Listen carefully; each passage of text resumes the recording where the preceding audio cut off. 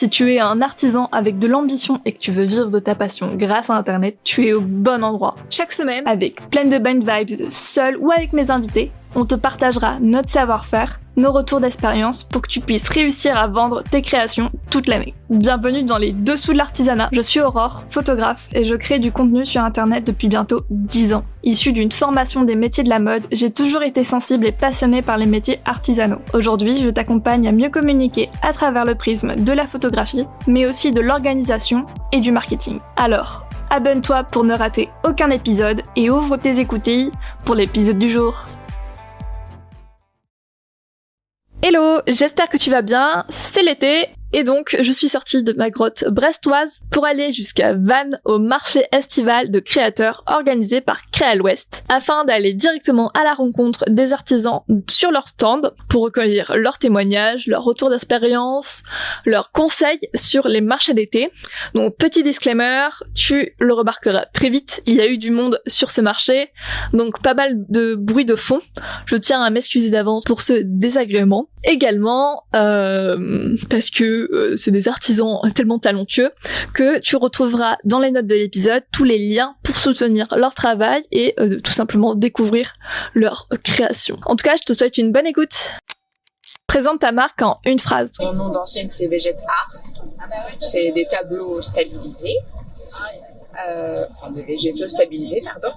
Donc ça se conserve relativement longtemps. Ça ne demande ni entretien ni vaporisation. Eh bien, nous sommes une jeune marque de bijoux qui s'appelle Caillou Bijoux. Donc Caillou qui s'écrit pas tout à fait comme un caillou, mais qui se prononce Caillou. Louve orange, explosion de couleurs, faïence et création à chaque nouveau four. Alors du coup moi c'est les décousus et je crée toute une gamme d'accessoires bien-être naturel textile auquel s'ajoute du coup une collection de boucles d'oreilles en chute revalorisée au départ avec que mes tissus de mes confections et maintenant également avec du cuir et du liège d'autres maroquinières que j'ai rencontrées sur les marchés. Donc Forge Érable, c'est de l'artisanat de coutellerie forgée qui s'appuie sur les anciennes techniques. Donc tout est fait à la main, de A à Z, sans intermédiaire. Et donc mon métier c'est fèvre coutelier. Donc fèvre coutelier, on connaît beaucoup l'orfèvre, celui qui travaillait l'or, mais en fait dans les métiers du travail sur les métaux, il y avait des fèvres un petit peu sur tous les secteurs. Donc moi c'est fèvre taillandier coutelier. Donc dans la taillanderie on trouve tout ce qui est fabrication d'outils qui a du taillant, et donc la coutellerie en fait partie. Depuis combien de temps fais-tu des marchés ? Novembre. Donc au mois de décembre, voilà, je me suis donné à fond pour les marchés de Noël surtout. Ça me permet de faire découvrir en fait. Alors on a commencé il y a un peu plus d'1 an.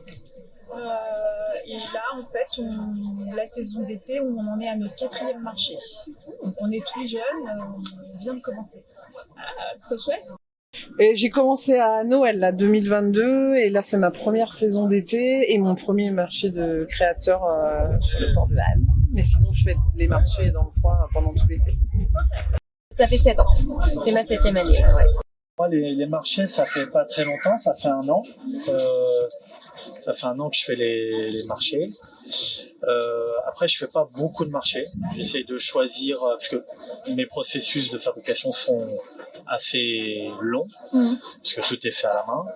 Donc j'ai beaucoup de temps qui se passe à l'atelier. Donc c'est pour ça que voilà, quand je me déplace, je me déplace sur des événements qui sont vraiment ciblés à l'artisanat d'art. Donc mais ça fait 1 an que je me déplace, donc soit sur les marchés de créateurs comme celui-ci, soit sur des expositions ou des salons. Combien de marchés fais-tu cet été ? Très peu pour l'été, parce que je travaille en plus à côté et je suis maman de 2 enfants, donc j'ai pas trop de temps. Je reprendrai plus pour la période de Noël, pour les cadeaux, c'est vrai que c'est des petits cadeaux sympas, originaux. Ouais, ça change, hein, c'est beau. Alors là, on a 7 dates sur la période estivale et en période d'hiver, c'est plus les marchés de Noël.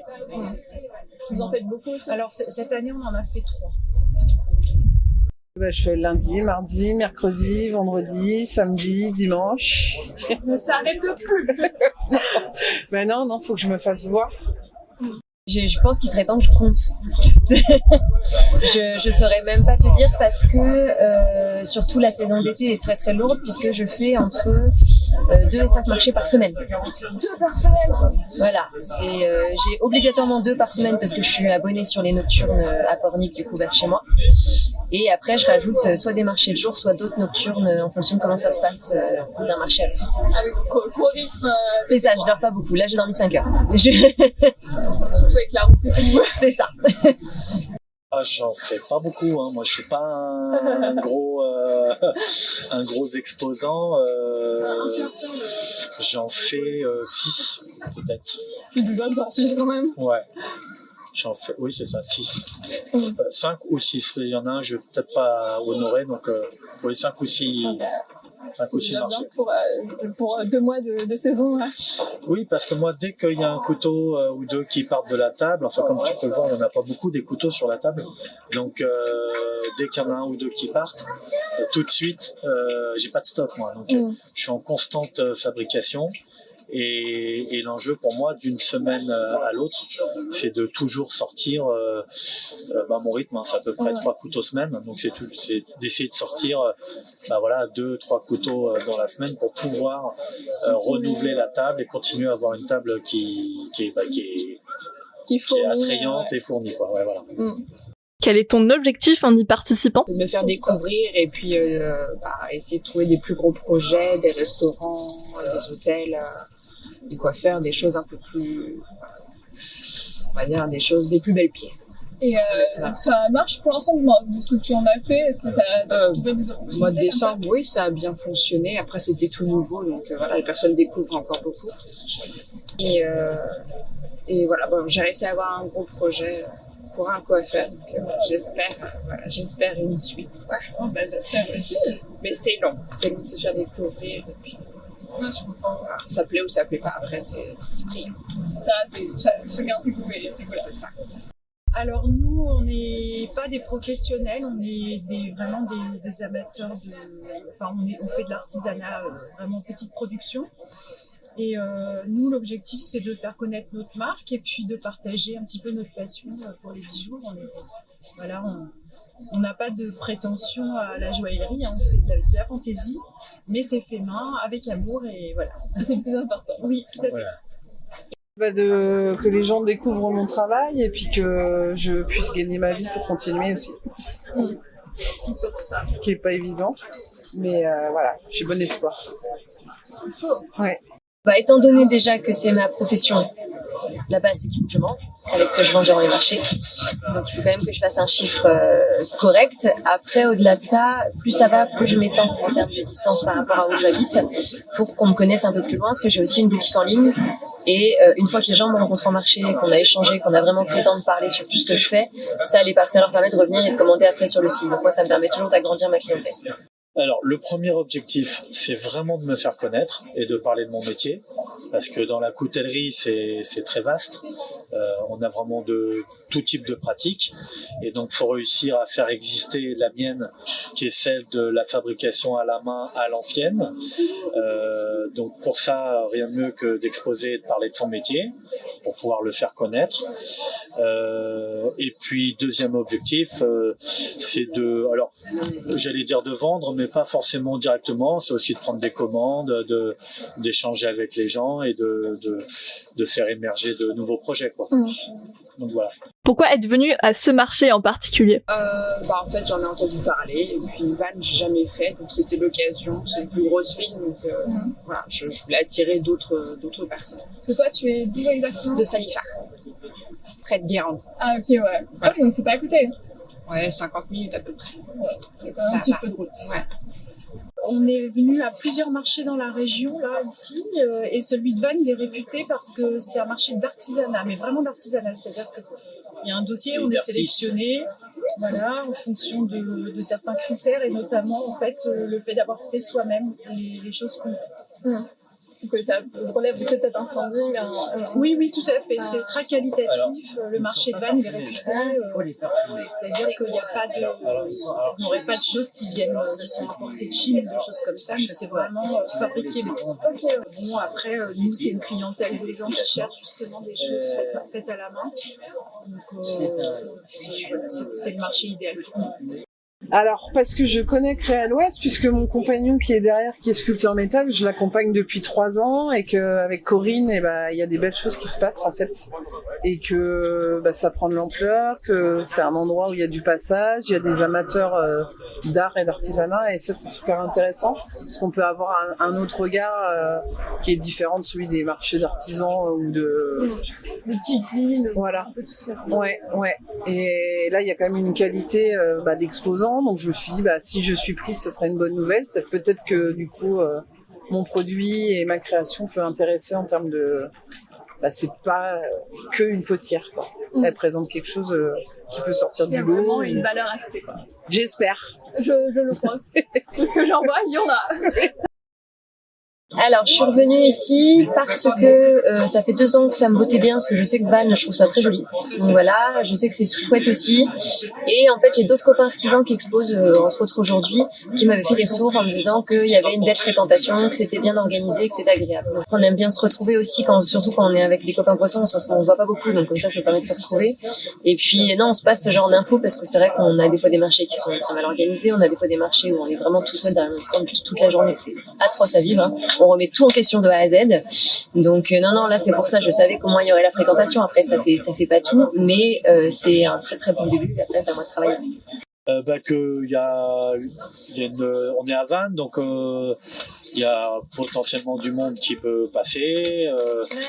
Il y a un esprit qui colle bien à l'artisanat d'art avec la ville. Bon, c'est un endroit que je connais bien. Moi, je suis du Morbihan, donc bon, voilà. Je connais très bien Vannes, donc et puis j'en avais entendu parler. Donc il y a une 50aine d'exposants. Ça me paraissait d'une envergure intéressante pour être de la partie, quoi. Qu'est-ce que tu aimes le plus avec les marchés? Le relationnel, forcément, les gens. Étant donné que j'étais anciennement fleuriste, ça reste ma fibre artistique, je reste dans mon univers. Rencontrer les gens. Franchement, c'est sympa parce que là, on est en prise directe avec la clientèle, on voit, et puis rencontrer aussi d'autres exposants, c'est toujours sympa de voir ce qui se fait. Et voilà, c'est vivant, c'est sympa. Rencontre avec les gens. Et puis leur regard, avoir des points de vue, dire je déteste ou j'adore, les échanges, quoi. Tout ce qui se passe en termes de discussion, et puis le petit défi aussi à chaque fois de me dire, parce que suivant les endroits où on n'expose pas pareil, parce que là je suis dans un angle, donc c'est super, mais des fois je suis comme ça, donc à chaque fois j'ai un nouveau stand en fait. D'adapter là, voilà, c'est ça. Et puis de dire tiens, là ça fonctionne pas ou moins bien, donc ça veut dire à chaque fois c'est un challenge, quoi. Le contact avec les gens. Oui, en fait on fait ça. Moi ça fait 7 ans que je fais ça maintenant. Si j'aimais pas ça, je trouverais d'autres façons de vendre, parce que je suis en boutique aussi, mais c'est pas pareil. Et puis on est toujours notre meilleur vendeur en fait, parce que c'est notre passion. Enfin moi il y a un petit bout de moi dans chacun de mes trucs, quoi. Donc bon, puis ça nous permet aussi de mieux expliquer, d'être plus clair sur le pourquoi. Il y a toujours plein de raisons derrière quand on crée quelque chose qui sont pas forcément flagrantes quand on voit juste l'objet comme ça. Donc voilà, quand on a des gens qui s'intéressent, on est ravis de pouvoir en parler aussi, on n'attend que ça, nous. Échanger, parler avec les gens. Ouais. C'est ce qui revient chaque fois. C'est un grand classique, mais de parler de son métier. Le reste du temps, on est dans l'atelier, donc on parle pas trop. Briser un peu la solitude. Donc voilà, c'est aussi l'occasion de parler de ce qu'on fait. Et donc c'est aussi la première motivation, c'est clair. Et au contraire, qu'est-ce que tu aimes le moins? Ça, c'est quand les gens prennent pas le temps forcément de s'arrêter et de discuter, en fait. Voilà, c'est plutôt agréable. Moi, j'aime bien parce que je rencontre des personnes, d'autres artisans, c'est plutôt agréable, en fait. Ce que j'aime le moins, c'est la fatigue que ça génère en termes le stress aussi, de se dire tiens, il va y avoir du vent, tiens, mon matériel n'est pas assez solide. Mais bon, après, oui, il y a forcément ce petit côté-là. Après, pour l'instant, j'ai peut-être pas assez d'expérience pour dire j'aime moins ça. Je sais pas. À voir, le temps le dira. Ouais, le temps le dira, ouais, je pense. La route et la manutention que ça engendre, hein, parce que après tu verras, mais la plupart on n'est pas forcément tout seul, mais on est quand même souvent tout seul. Et l'air de rien, une fois que vous voyez le stand installé, il y a toute la partie cachée de l'iceberg entre le fait de se lever à une heure pas possible, de charger, décharger la voiture, c'est de monter le barnum, de ranger les caisses, enfin, voilà, c'est tout ça, c'est lourd. C'est ce qui est épuisant en fait. Là, quand moi je fais la saison des nocturnes, c'est à la fin de l'été, je suis rincée. Les vacances à la rentrée, elles sont méritées. Bah ouais, et encore maintenant, il y en a plus tant que ça, parce que du coup, on enchaîne vite sur la saison de Noël, donc non, moi je suis en vacances au mois de janvier, mais en fait, je suis en vacances hibernation tellement j'ai plus d'énergie. Ah ouais. Ce que j'aime le moins, je sais pas. Bah, ce que j'aime le moins, c'est quand il y a finalement peu de personnes. Ok. Voilà. Et c'est l'ennui, c'est ça que j'aime le moins. Voilà, vraiment. Que fais-tu entre deux visiteurs? J'attends. Voilà, il n'y a rien d'autre à faire parce qu'en plus là, il n'y a pas de branchement pour charger le téléphone. Donc, à part prendre son mal en patience, pas grand-chose. Ouais. Heureusement, j'ai ma maman qui me rejoint des fois quand elle peut lors des marchés. Donc, ça permet d'être ensemble et puis c'est le temps ensemble. Ah ben on regarde un petit peu, on échange avec les collègues et puis on s'occupe. Hein. Mon mari fait des sudoku, moi j'ai pris un bouquin. Enfin bon, on est quand même pas mal sollicité aussi, donc on n'a pas trop le temps de La journée passe plus vite Tout à fait. que l'on pense.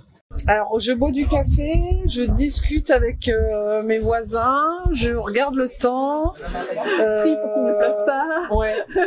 Et parce que je peux pas fabriquer sur place. Ouais. Pour le coup, il y a des gens qui peuvent travailler en direct, moi je peux pas. Et puis des fois, je fais des photos en me disant tiens, ça va peut-être mettre en valeur. Alors souvent j'emmène du travail, aujourd'hui je suis un peu en rade, mais souvent j'emmène des petites choses à terminer ou du packaging à faire sur du stock, et sinon je traîne sur Instagram. Soyons honnêtes. Voilà. Et puis si après on est très souvent en train de se balader les uns chez les autres et papoter, on passe énormément de temps à papoter entre nous, voilà. Ça c'est une réalité. Là, la plupart du temps les collègues artisans ceux avec qui le contact passe très bien, on devient amis en fait très vite et on est ravis de se retrouver. Quand il y a la saison d'été qui arrive, on est trop content de se revoir. Enfin, voilà, c'est comme retrouver des copains après l'année scolaire quand on était petits, quoi. J'économise ma voix, je bois un coup d'eau et je profite du paysage quand il est sympa. Surtout qu'en plus, Là, directement c'est le cas, en donc voilà. front de mer, face au port. Ouais. Et pour terminer, quel conseil donnerais-tu à un artisan qui fait son premier marché? Ouais, essayer de bien s'organiser. Même moi déjà, j'ai encore un peu de mal, j'oublie beaucoup de choses.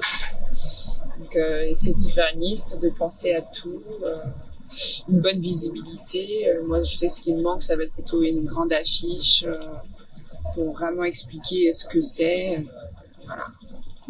Bon, il y a pas mal de choses encore. Petit à petit, ça vient au fil du temps. Avec l'expérience. Ouais, voilà. Et puis, les finances aussi qui vont bien, quoi.